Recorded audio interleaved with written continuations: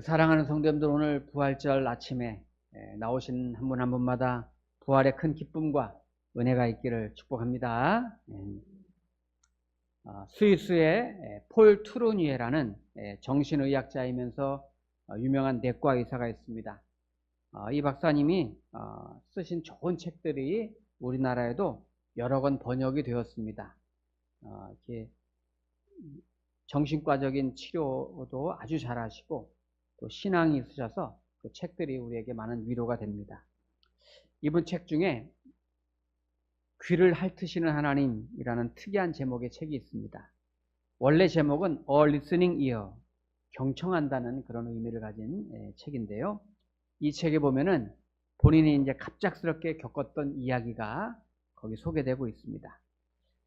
이 폴 투르니에 박사님의 이 부부가 오랜만에 모처럼 함께 유럽 여행을 떠나게 됐습니다. 지금은 이제 스위스에 살고 있지만 이제 그리스라든지 그 주변 나라를 쭉 둘러보기로 하고 이제 기차를 타고서 휴가를 떠나게 됐습니다.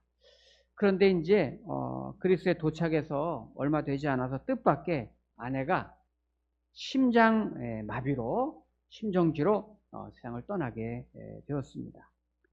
얼마나 놀라고 얼마나 당황스럽겠어요. 전혀 뭐 이런 일이 있을 거라고는 생각지 못했죠. 그런데 아내가 막 이제 숨을 거두기 바로 직전에 이제 이 폴 투르니에 박사에게, 자기 남편에게 이렇게 말을 했어요. 여보, 내가 지금 곧 천국에 도착하면 먼저 가 계신 우리 어머니, 아버님을 뵐 수 있을 것 같아서 너무 즐거울 것 같아요. 당신도 거기서 봐요. 그리고서 숨을 거둔 거예요. 이 투르니에 박사가 그 말을 듣고서 더 큰 충격을 받은 거예요. 자신의 아내는 지금 자기에게 닥쳐온 이 마지막 순간 그 죽음을 마치 기차를 타고 다시 자기 집 스위스로 이렇게 돌아가는 것 같은, 그래서 자기 집에 다시 돌아가서 사랑하는 그런 가족들을 다시 만나는 것 같은, 친정엄마 친정아빠를 만나는 것 같은 그런 분위기로 자연스럽게 너무나 편안하게 그 죽음을 그냥 받아들이는 모습을 보면서 큰 충격을 받은 거예요. 그래서 폴 투르니에 박사가 그동안 본인이 막연하게 믿어왔었던 부활하신 생명이신 그 예수님을 아내의 그 모습을 보면서 깊이 체험하고 믿음을 갖게 됐다, 이렇게 말합니다. 아내가 천국으로 가는 그 마지막 모습을 보면서 그 이후로 더 강하고 담대한 믿음을 가지게 되었다고 말하는 거예요. 폴 투르니에 박사가 그 이후로 예수님이 부활이시고 생명이시다, 이 믿음이 더 강하면 강할수록 그동안 자기 안에 있었던 걱정과 근심도 점점 물러가고, 내가 예수님은 나의 부활입니다, 생명입니다 하고 믿으면 믿을수록 내 안에 평안함과 자유함과 기쁨이 찾아오는 것을 계속 느낄 수가 있어서 그 이후로 신앙생활이 더 왕성하고 기쁘고 담대했다고 그렇게 고백하고 있어요.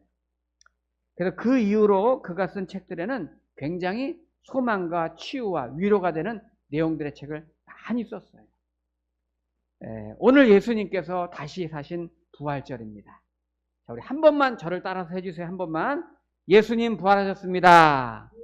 부활하셨습니다. 네, 이건 큰 기쁜 날이죠.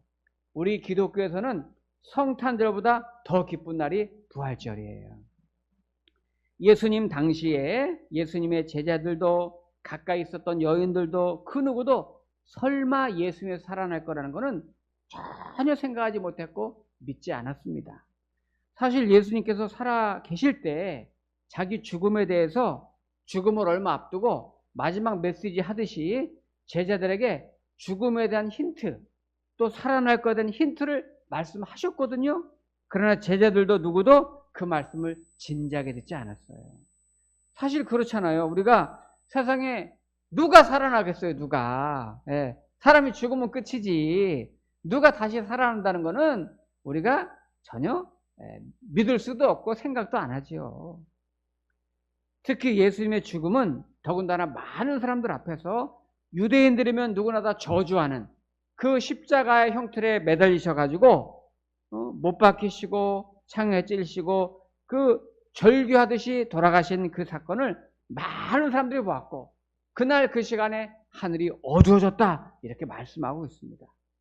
그 순간에 제자들도 소망을 접을 수밖에 없었고 아 그렇구나 우리 선생님이 저렇게 죽는구나 그리고 완전한 절망을 가지고 다 흩어진 거잖아요. 요즘 말로 말하면 그냥 끝난 거예요 모든 게. 그런데 바로 그 순간 우리 하나님께서 놀라운 계획을 가지고 그 계획을 이제 시작하시는 거예요.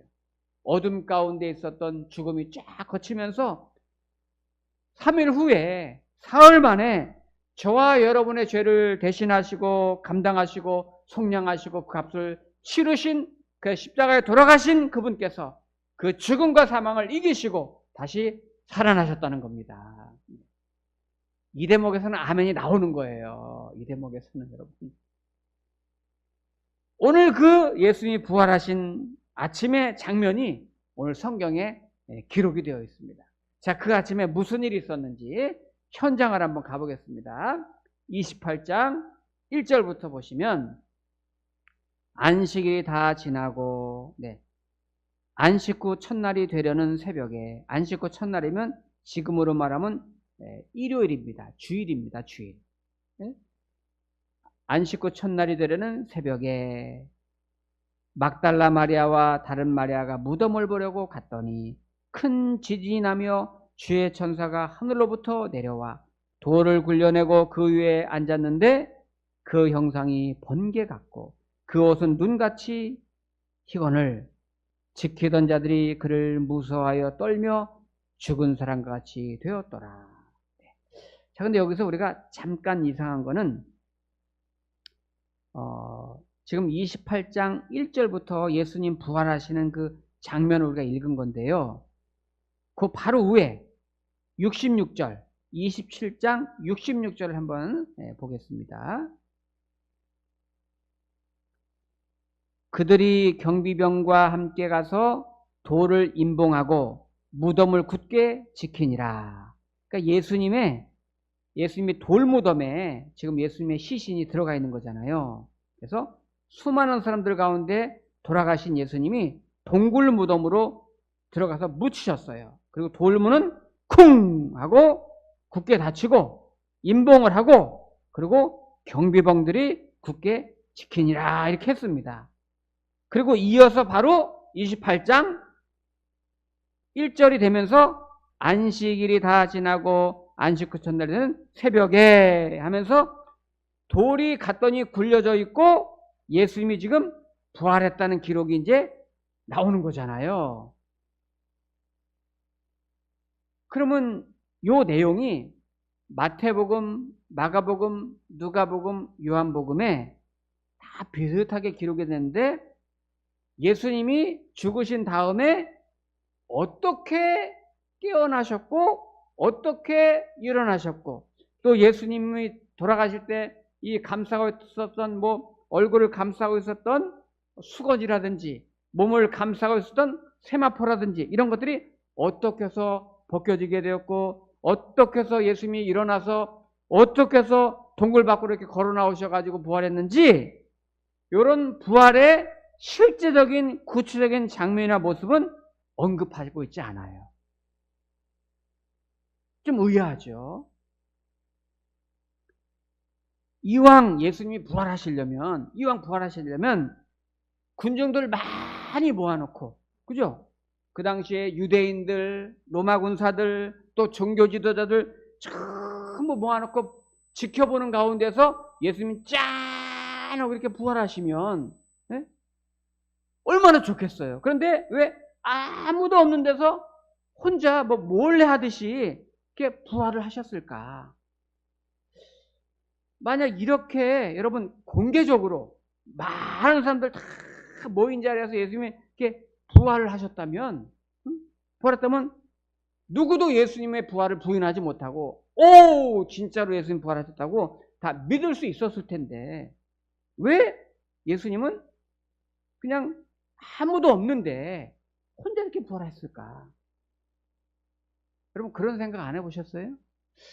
워낙 우리는 믿음이 좋으셔가지고 그냥 말씀대로 믿으니까 워낙 사실 그렇잖아요. 사실 그죠? 이왕이면 예수님이 십자가에 돌아가실 때 3일 후에 다시 모여라. 3일 후에 이 장소로 다시 오너라. 이렇게 하고서 사람들 많이 모이게 한 다음에 불러놓은 다음에 자 봐라 나 부활했다. 쫙 했다면은 그럼 요즘 막 그랬어요. 요즘 같다. 얘 잠깐만요. 핸드폰 꺼내가지고 막 사진 찍고 막 그죠? 막 사진 찍고 막 찍으면서 막 인스타에도 막 올리고 막 여기저기 막 소문 내고 그럴 거예요. 그죠?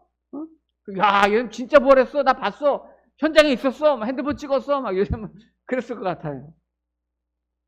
그러면 더 많은 사람들이 예수님이 진짜 하나님 아들이시구나. 저분이 진짜 대단한 분이구나.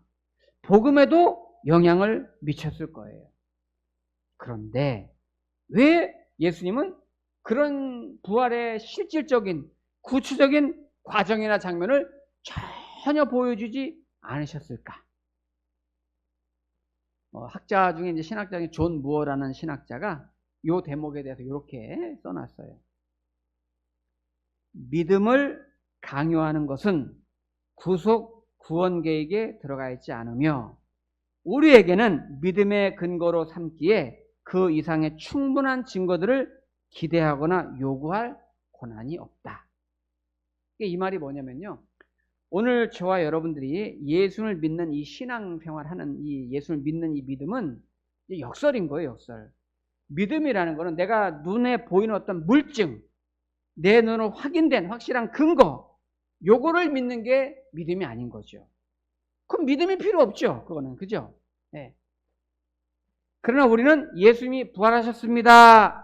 누군가가 증언을 했고 그 증언에 근거한 하나님의 말씀을 우리는 믿는 거예요. 그래서 예수님이 부활한 걸 믿는 거잖아요. 네. 믿음이라는 거는 어떤 물증이 있고 증거가 있어야 믿는 거는 그건 신앙이 아닙니다. 그죠? 네. 누군가의 증언이 있었고 그 말씀을 믿는 게 진짜 믿음인 거예요. 그게 신앙생활 하는 거죠. 저는 이 존 무어의 신학자 의견에 동의합니다. 이거는 예수님이 부활하셨다는 그 신앙 외에 성경에 기록된 내용도 다 마찬가지예요. 하나님의 말씀으로 천지를 창조하셨다는 거나 예수님이 동정녀로 성육신하셔서 태어나셨다는 거나 오늘 부활하신 거나 승천하신 거나 이런 모든 것들이 다 그런 거죠. 믿음이라는 거는 이런 모든 것들이 증거가 확보가 되고 과학적으로 논리적으로 이것이 이론적으로 합당해야 이해가 되니까 납득이 되니까 내가 믿는다. 이게 믿음이 아니라 예수님의 부활이 증명이 되어서 믿는 게 아니라 그 당시 부활을 목격한 사람들의 그 증언과 그 증언에 대한 하나님의 말씀의 기록이 진실이라고 믿기 때문에 우리가 그 진리를 믿음으로 고백하는 거예요. 이게 믿음인 거죠. 원래 진리는 원래 선포하는 것으로 여러분 선포하는 거로 다가오는 거예요. 원래. 그래서 예를 들어서 주 예수를 믿으라. 여러분 예수님 믿으세요. 이렇게 했을 때 진리를 선포하는 거예요. 예수님 믿으세요. 하나님 천지 창조했습니다. 요거를 들을 때 선포를 들을 때 그걸 받아들이는 게 그게 믿음입니다. 이게 믿음이 있는 거죠. 좀 믿어주시겠어요? 제가 설명해 드릴게요. 설득하는 건 사실은 여러분 이거는 진리가 아니죠. 진리는 그 존재 자체가 진리는 건데. 그리고 이 진리를 믿음으로 이 말씀을 내가 듣고 믿으면 저와 여러분에게 영원한 생명, 구원의 은총을 주신다는 거. 이 약속이 우리에게 있는 거잖아요. 그런데 이 진리를 거부하고 이 부활의 은혜를 내가 신뢰하지 아니하면 저와 여러분들은 영원한 형벌에 가는 거죠. 자, 오늘 본문에서 예수님의 부활과 진리를 선포하는 내용이 나옵니다. 계속 보시면 여인들이 지금 무덤으로 왔을 때 천사가 이제 말하죠. 5절 보니까 천사가 여자들에게 말하여 이르되 너희는 무서워하지 말라. 십자가에 못 박히신 예수를 너희가 찾는 줄을 내가 아노라. 그가 여기 계시지 않고 그가 말씀하시던 대로 살아나셨느니라. 와서 그가 누우셨던 곳을 보라. 아멘. 자, 우리 성도님들 정말 우리가 예수님을 믿고 예수님의 부활을 믿으시기 바랍니다. 그건 사실이에요. 사실이에요. 만약 예수님의 부활이 없다면 저와 여러분의 믿음도 헛거죠. 그리고 예수님의 이 부활은 하나님께서 저와 여러분을 구원하기 위해서 영생을 주시기 위해서 오셨기 때문에 그 부활을 믿고 영접하는 자마다 저와 여러분 구원을 받는다는 그런 믿음의 중요한 근거가 이 부활신앙에 있는 거예요.